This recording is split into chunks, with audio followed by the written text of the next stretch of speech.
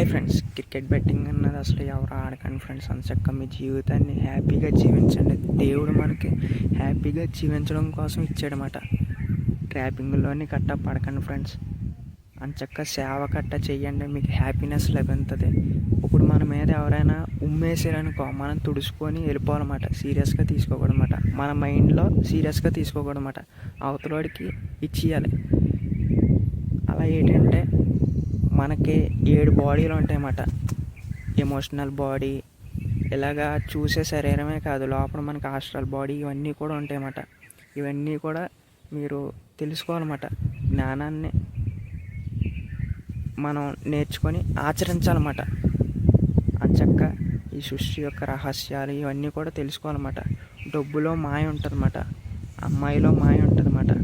ఇప్పుడు అమ్మాయి కోసం చూసారా, రాజ్యాలే కూలిపోయి, ఇవన్నీ కూడా ధర్మాలు, ఇవన్నీ కూడా తెలుసుకోవాలన్నమాట. సత్యాలు ఇవన్నీ కూడా తెలుసుకొని మన జీవితంలో ఇంప్లిమెంటేషన్ చేయాలన్నమాట.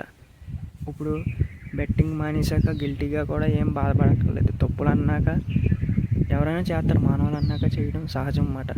అంచక్క మీ జీవితాన్ని హ్యాపీగా ప్రతి ఒక్క సెకండ్ కూడా నవ్వుతూ జీవించండి ఫ్రెండ్స్.